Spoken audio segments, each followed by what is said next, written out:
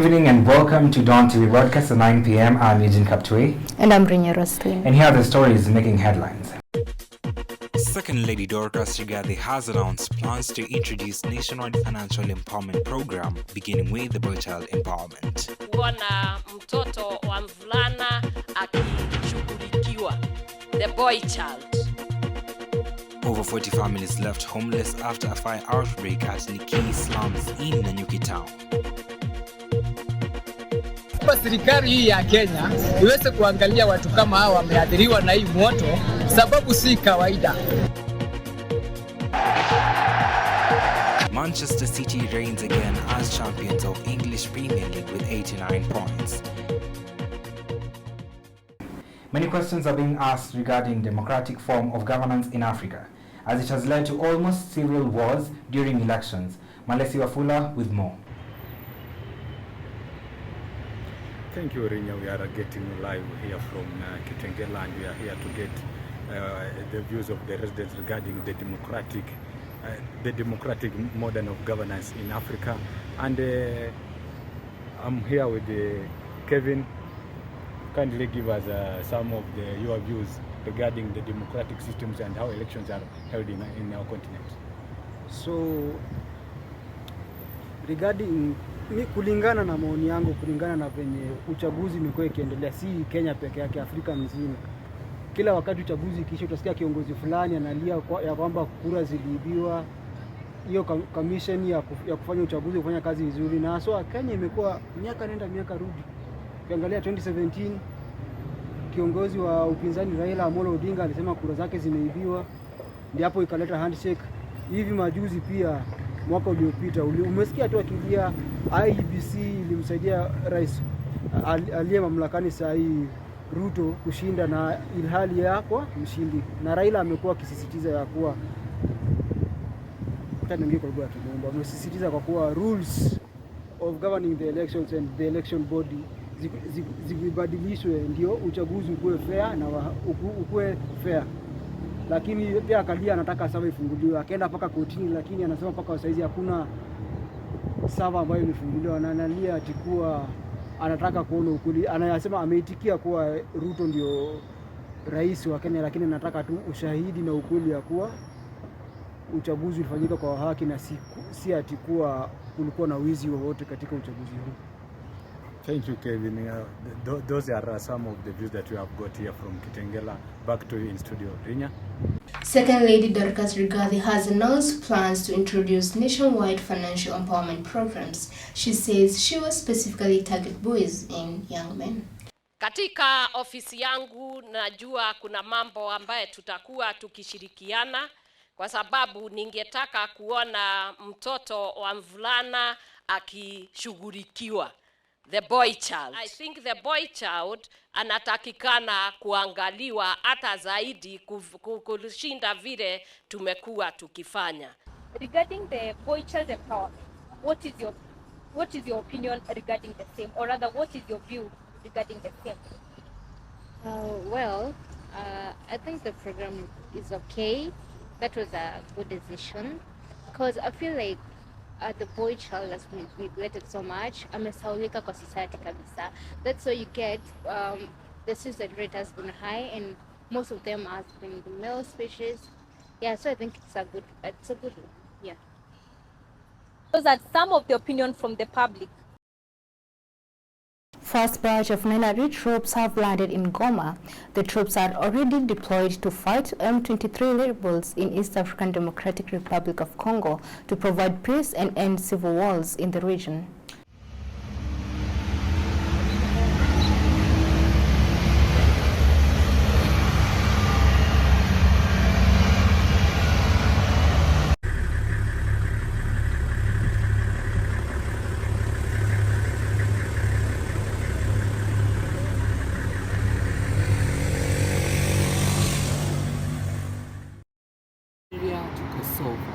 And missions in Somalia. The KDF has proven its capabilities in maintaining peace stability in the Democratic Republic of Congo against the M23 rebels who are causing chaos, wars and conflicts in the region. Reporting strict directives have been issued by the government on how funds disbursed to junior secondary school should be utilized. The government has disbursed capitations to school. Directives have been issued by the government on how funds disbursed to junior secondary schools should be utilized. The government disburses capitations to schools in 3 tranches in a year, where the first term receives 50%, second term 30%, while third term 20%. Heads of the institutions have been warned to strictly spend the money within the approved and laid guidelines. The disbursed money is allocated into 2 school accounts under tuition and operation account vote heads. In the disbursement, each student is entitled to 7,268 shillings, which include 4,843 shillings on tuition. Hiyo level ya junior secondary inahitaji ya kwamba lazima tuwe na laboratories kwa kila shule.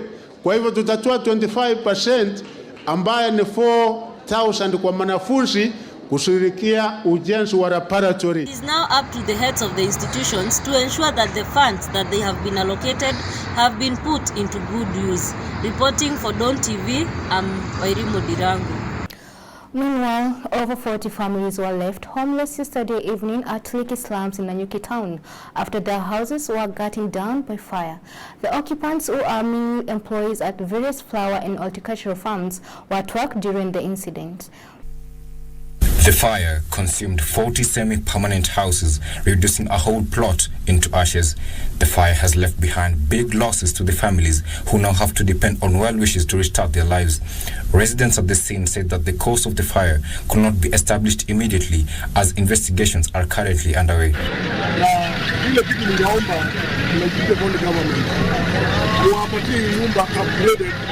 Nyumba ziwe kujengwa na njia ambayo inafaa, kwa maana hata wakati wa kuzima nyumba nyingi sana ni mbao, watu wanaishi nyumba za mbao na nyumba zinashikana sana, hata kuzima moto inakuwa ni shida.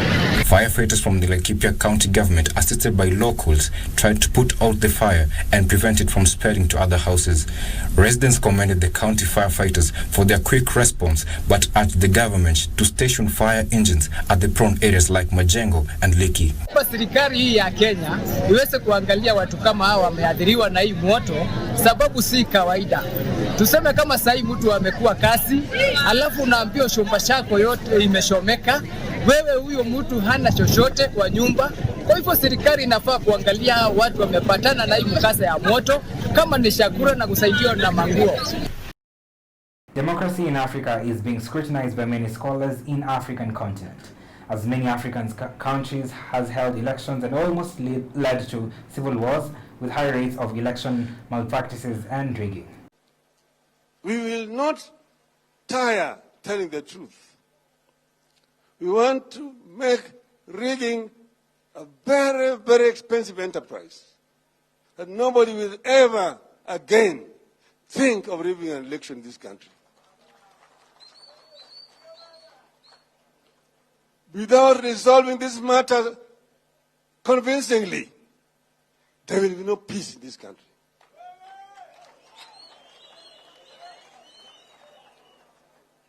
Kenyans will not go back to elections in 2027 and the election will be rigged again. It will never happen again. MPs today have defended the SCDF fund, stating it assists mainly in the education sector. Lack of this fund mostly affects the underprivileged in the society. They now want it entrenched in the constitution. MPs today have defended the CDF fund, saying that it has helped the underprivileged in the society, especially in the education sector. The task is reduced. But Mr. Speaker, as we speak today, every day, and I'm sure I speak for all the members here, we get no less than 100 phone calls of children who are at home because they cannot get bursaries. So it is not the members who are suffering, it is the... It has elevated students who have not been able to understand they will make to the end through education. The Supreme Court abolished the fund, which was established in 2013, saying that it is illegal. The MPs have contested the ruling and say that it does not meet the National Government Act of 2015. As we speak today, there is no court order, not of the High Court, not of the Court of Appeal, not of the Supreme Court, that stops disbursement of the CDF under the 2015 Act. None. For the bill to pass, it has to attain 2/3 of majority in the National Assembly and in the Senate. Thereafter, the President signs it into law. Reporting for Dawn TV, I'm Dorcas Otieno. We're going to take a short commercial break, but we'll be right back.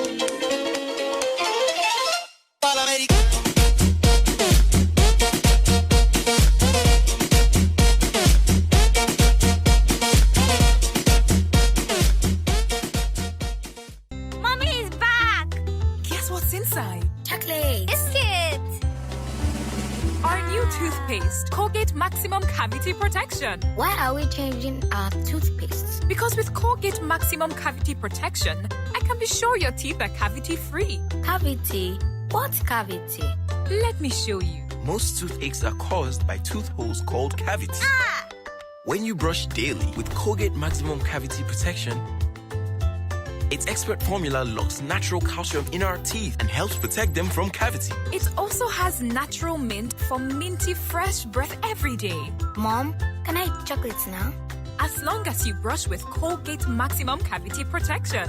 Colgate is the world's most chosen toothpaste. Colgate locks calcium in, keeps cavities out!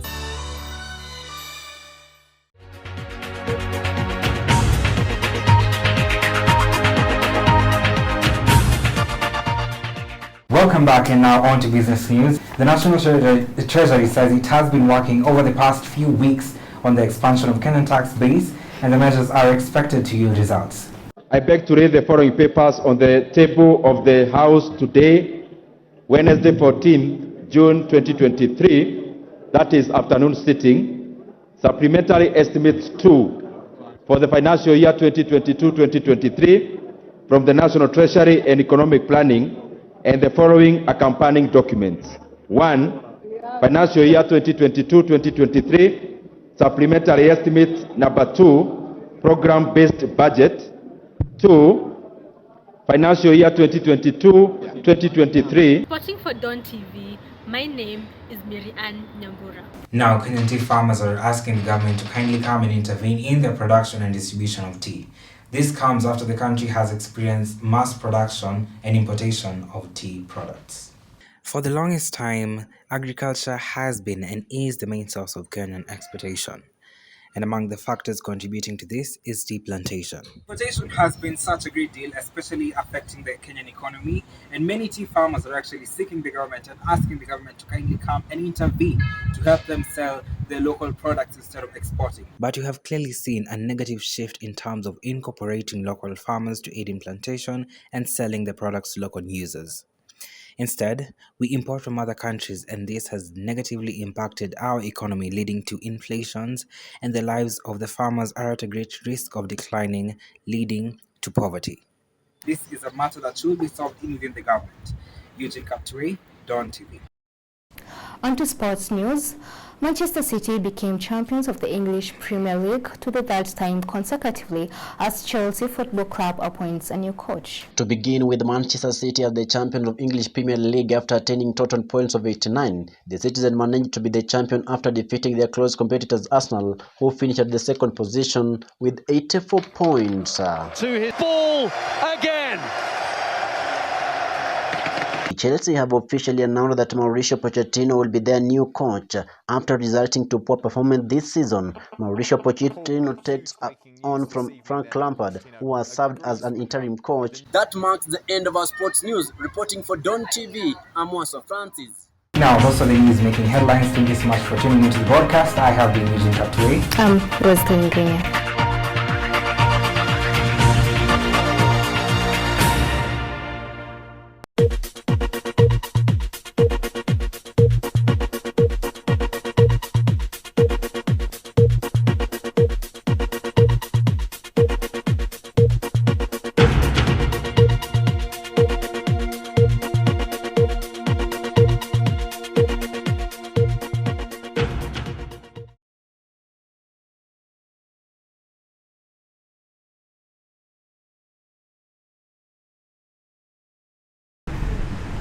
Outside the Kenya Institute of Mass Communication, the picture that meets you is a number of students buying and consuming junk food. Although this food is sweet, it is not healthy. We visit the KMC nurse, who is a health expert, and she tells us more about healthy living through healthy diet. My name is Lilian Marime, and I work for the Kenya Institute of Mass Communication as their senior nursing officer. Okay. What would be your advice as an expert towards proper dieting? Yeah. I would advise every youth that is out there to ensure that they are taking a balanced diet, because one, it improves their growth. It like promotes their growth. They grow well, they develop well. You know, the youth are still growing. They are very energetic. So it also protects them from diseases because it gives them immunity. It also makes them feel good because it boosts their moods and also their energy levels. Yeah. Can you illustrate on the balanced diets that you are saying you are talking about? Okay, a balanced diet contains the calories that your body requires per day. Yeah. And these calories, you're going to get them from the right foods.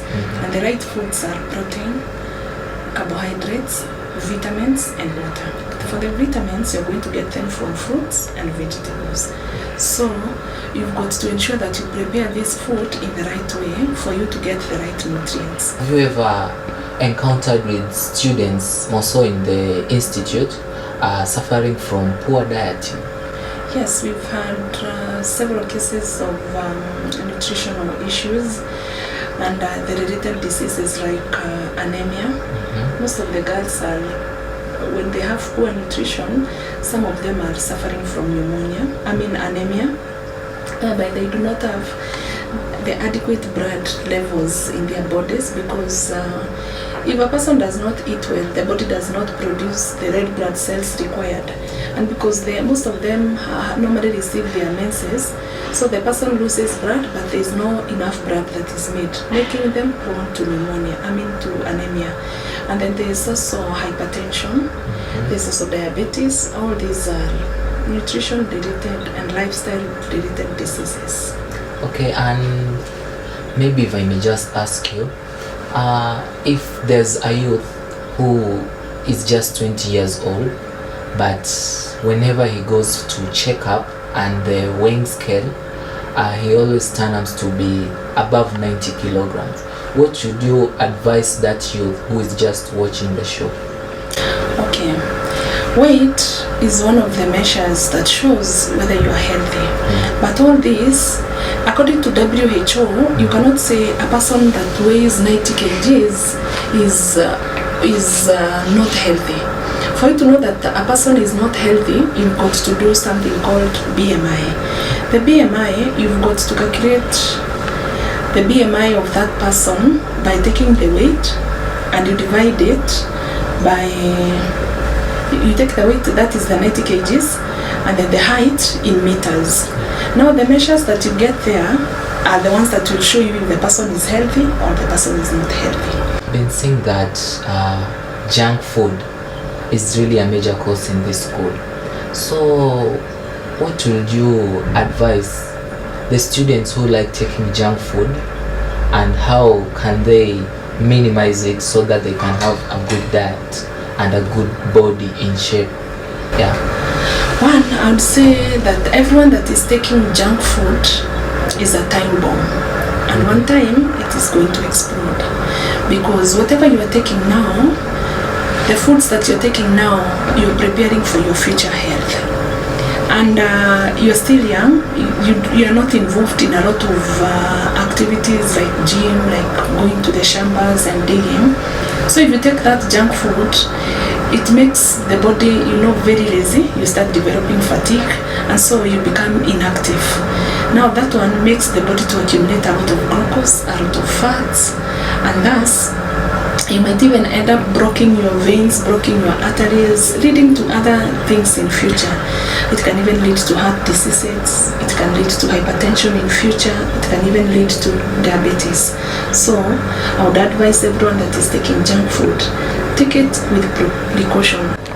As you have heard from the expertise in the medical field, that we should have a healthy diet so that we can have healthy living in the near future. Keep it live over here for more healthy living diaries. Thank you.